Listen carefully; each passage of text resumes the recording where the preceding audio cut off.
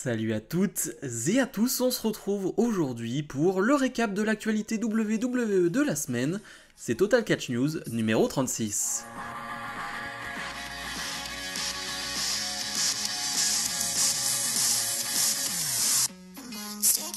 Et on commence directement par une nouvelle qui est à la fois bonne et pas bonne. Vous le savez, il y avait des grèves du côté de Hollywood et ça nous a permis à nous, fans de catch et de WWE, de voir John Cena du côté de WWE pendant près de 2 mois. Ça, c'est la partie cool, c'était vraiment génial. Et le truc moins cool, c'est que cette grève va s'arrêter, ce qui est bien en soi, mais eh bien, ce qui veut dire que John Cena va donc revenir à ce qu'il faisait auparavant, c'est-à-dire être un acteur. Et on peut le dire officiellement, le run de John Cena chez WWE est terminé. Alors, c'est pas très clair encore pour le moment. Il a subi une grosse défaite lors de Crown Jewel face à Solo Sikoa, et les commentateurs ne faisaient que de le dire. C'est peut-être le dernier match de la carrière de John Cena, et en tout cas, on te le disait clairement, on ne reverra pas John Cena pendant un long moment. Mais on nous avait peut-être teasé un John Cena qui possiblement serait du côté des Survivor Series. Bon, là, clairement, on n'y croit plus. Je pense que, en tout cas, sur ce run-là, John Cena reviendra bien évidemment de temps à autre à la WWE, je n'en doute pas. Même pour un dernier match à WrestleMania, je n'en doute pas. Mais son run-là est terminé. On peut le dire maintenant. Comment on peut le juger ? Il était excellent. Il a permis à des jeunes superstars d'être mis en avant. Je pense bien évidemment à LA Knight. Il l'a énormément aidé. Il l'a encore plus mis en avant qu'il l'était. Et forcément, Solo Sikoa, parce qu'en lui donnant cette grosse victoire lors de Crown Jewel, eh bien, il fait avancer Solo Sikoa. Donc, merci John Cena. On espère quand même te revoir le plus vite possible parce que c'est toujours un bonheur de le voir. Et en tout cas, je ne sais pas vous, mais moi j'ai vraiment profité de chaque seconde où l'on voyait John Cena pendant ces 2 derniers mois parce que je savais que ça n'allait pas durer, que ça n'allait pas être éternel.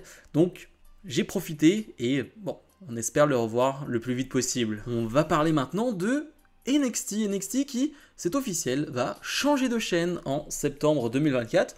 On a encore le temps, mais ça va arriver. Alors pour nous, Français, ça ne change rien. Il n'y a pas de diffusion officielle de NXT en France. On est obligé de passer par des sites de streaming, il faut le dire, mais on est obligé. Pour le coup, on n'a pas le choix. Donc pour le coup, la diffusion américaine, ça ne change rien pour nous. L'heure et finalement le jour ne devrait pas changer, et donc on serait du côté de la CW. Alors, je ne vais pas vous raconter n'importe quoi, je n'y connais absolument rien en télévision américaine, mais les spécialistes nous disent tout simplement que la chaîne est disponible, et plus disponible qu'en tout cas que USA Network, et donc à ce niveau-là, c'est rentable pour NXT, et surtout, eh bien, NXT gagnait environ 15 millions par an avec donc son show du côté de USA Network. Eh bien là, on va passer à 30 millions. Donc c'est un gros deal pour NXT. Et justement, en parlant de ce deal et de la suite, eh bien, au sein de la WWE, on est persuadé que avec NXT du côté de la CW, eh bien, ça va leur permettre de vraiment dépasser AEW Dynamite en termes d'audience. Parce que voilà, pour eux, c'est une chaîne qui est plus jeune et ils vont pouvoir vraiment atteindre leur cible. Je ne vais même pas parler de la guerre AEW-WWE, on s'en fiche. Et encore une fois, quand je parle de guerre AEW-WWE, je parle de guerre de business, je parle de guerre d'entreprise, je ne parle pas de guerre de fans. Obligé de le préciser à chaque fois parce que c'est assez lourd. Mais ce qui est sûr, c'est que NXT fait un gros pas en avant. On verra l'année prochaine à quel point, en termes d'audience, ça se bouscule ou non, si ça change réellement les choses. Je ne pense pas que ça va tout changer. Peut-être à la longue, et je pense qu'il faudra juger ça sur le long terme, et c'est ce qu'il faut faire en termes d'audience. Mais en tout cas, c'est intéressant pour NXT qui va gagner plus d'argent, et même pour WWE de voir leur produit NXT, eh bien, finalement, qui était pas terrible en termes de rentabilité, devenir un produit rentable et devenir quelque chose d'intéressant en termes de monétisation, en termes d'argent, forcément, c'était un gros plus pour WWE. Passons maintenant à Damien Priest, donc Mr. Money in the Bank, qui fait forte impression en backstage WWE. Il y a eu beaucoup d'éloges ces derniers temps en interne pour Damien Priest. On dit qu'au cours des derniers mois, Priest a vraiment impressionné la direction de la WWE par la façon dont il a travaillé dur et physiquement, et même en étant parfois amoché, voire blessé. On peut le voir, de toute façon, il suffit pas forcément d'avoir ce genre d'informations et pour le constater, Priest est mis en avant maintenant depuis des mois et des mois. Bien évidemment, avec cette mallette Money in the Bank, on ne la donne normalement pas à n'importe qui, ou en tout cas, quand on donne une mallette Money in the Bank, c'est qu'on mise sur quelqu'un qui, en interne, selon eux, a du potentiel et un potentiel de main eventer, ou en tout cas de quelqu'un qui peut porter un titre de champion du monde. En tout cas, c'est leur espérance. Et de ce que je vois, moi, honnêtement, depuis des mois, et puis même, franchement, du côté de NXT, on en parlait déjà, Damien Priest est un super catcheur. Et ça, on l'a vu du côté de NXT. Je ne le connaissais absolument pas et j'ai appris à le découvrir petit à petit. Sur le ring, tu t'ennuies très rarement avec un match de Damien Priest. Honnêtement, c'est toujours du très très haut niveau. Et en plus de cela, je trouve qu'il a un très bon personnage. Et ce qui va être intéressant, ça c'est pour la suite, de voir comment il va pouvoir se développer. On le sait, il y a des tensions dans le Judgment Day, il y a les Survivor Series qui arrivent. Est-ce que ces tensions vont pas créer un problème au Survivor Series avec un Damien Priest qui, on dirait, va peut-être quitter le Judgment Day à un moment donné, se retrouver seul. Voilà, ça c'est des questions importantes et ça va être vraiment la suite importante pour Damien Priest, voir si, en dehors du Judgment Day, il peut s'en sortir, en tout cas à ce niveau-là. On l'a vu qu'il était capable de s'en sortir dans la mid-card, tout seul, bien évidemment, mais à ce niveau-là, en étant possiblement un futur champion du monde, parce qu'il a toujours cette mallette, voir de quelle manière il peut s'en sortir, ça m'intéresse. Bien évidemment, je le dis toujours, mais tout ça aussi dépend d'un booking sérieux et, on va dire, intelligent. On peut dire tout ce qu'on veut sur les superstars, si le booking ne suit pas, tu peux pas y faire grand-chose. On l'a vu lors du dernier SmackDown, ça sent très bon les Wargames féminins. Pour le moment, rien d'officiel, mais ça va arriver, ne vous inquiétez pas. D'un côté, on aura donc Asuka qui a rejoint le clan Damage Control, Bayley, Io Sky et Kairi Sane. Et de l'autre côté, on aura Bianca Belair, Shotzi et Charlotte Flair. Et toute la question, c'est qui sera ce quatrième membre féminin du côté de la team des Babyface. Et attention, spoiler, et il y aura d'autres spoilers en fin de vidéo, donc je vous le dirai directement si vous ne voulez pas être spoilé de cela. Eh bien, 7 membres pour le moment, via PW Insider, eh bien ce serait Becky Lynch. Je dis bien pour le moment parce que rien n'est sûr et certain, et en plus, PW Insider s'est un peu trompé ces derniers temps, donc je ne vais pas vous dire que c'est du 100%. Mais semblerait-il donc que ce soit Becky Lynch, qui fait plutôt sens parce qu'elle a des amitiés avec Belair, elle a surtout des inimitiés avec Damage Control, donc ça pourrait faire sens. J'ai un problème avec ça quand même, c'est que Becky Lynch, elle est du côté de Raw, et toute cette histoire se passe du côté de SmackDown. Alors, à moins, et ça je l'espère vraiment que ce sera expliqué avec des general managers qui se prennent la tête possiblement pour une Becky Lynch qui veut aller à SmackDown pour ça, mais Adam Pearce le veut pas, etc., etc.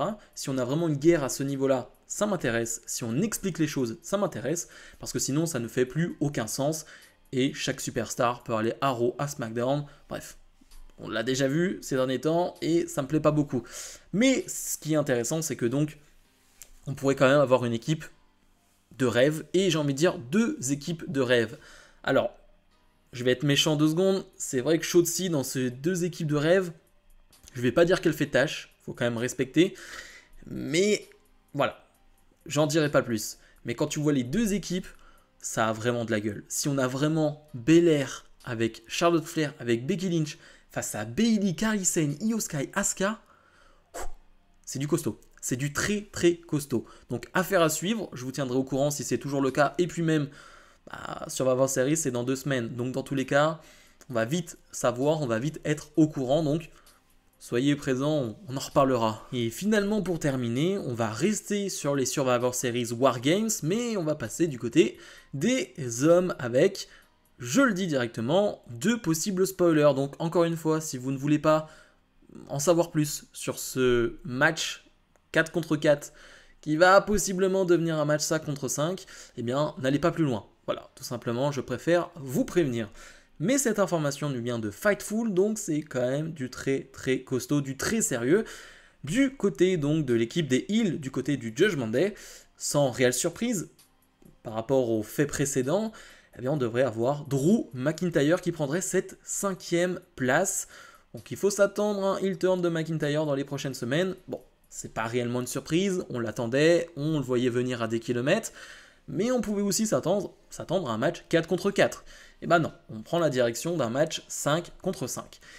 Et forcément, on va parler de l'équipe D et Babyface, et bah, y a un certain nom qui est ressorti, un certain nom qui devrait être le 5e membre de cette équipe de Babyface aux côtés de Cody Rhodes, de Jey Uso et de tout le reste. Eh bien, c'est un certain Randy Orton. Voilà. On avait déjà parlé de Randy Orton et de son retour possible dans les prochaines semaines du côté du mois de novembre. Et bien, on y est en plein dedans. Et bien, ça se concrétise. Et ce qui est intéressant, et Fightful l'avait déjà dit il y a quelques mois, le plan de base, eh bien, c'est que Randy Orton ne revienne pas au Survivor Series même, mais plutôt le SmackDown d'avant. Pourquoi ? Eh bien, parce que la WWE a peur d'une chose. Eh bien, Survivor Series, c'est du côté de Chicago. Et si tu mets un partenaire mystère dans l'équipe des Babyface, bah, le problème du côté de Chicago, c'est que ça ne va faire que chanter CM Punk. On est sûr et certain de ça. Et forcément, si Randy Orton vient à cette position-là, bien évidemment, il ne sera pas hué, on parle de Randy Orton, mais il pourrait y avoir des réactions un peu bizarres. Donc la WWE veut éviter tout ça, et c'était le plan depuis le début. Et c'est ça qui m'intéresse aussi, c'est que on voit dans l'ère Triple H, il y a quand même des plans sur des mois et des mois et des mois. Et certes, ces plans peuvent être modifiés à certains moments avec des blessures, des superstars qui deviennent plus over que ce qu'on avait imaginé, qui vendent plus de marchandises que ce qu'on avait imaginé. Mais le plan de base est quand même souvent tenu. Et ça me plaît et c'est hyper intéressant. Et donc, Randy Orton devrait faire son retour le SmackDown d'avant Survivor Series. Bien évidemment, c'est dans 2 semaines, donc est-ce que les plans vont être un peu bousculés d'ici là ? On ne sait pas. Je ne pense pas. Mais Randy Orton va faire son retour.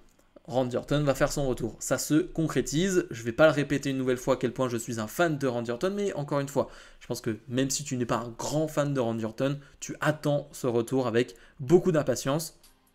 Et ça va arriver.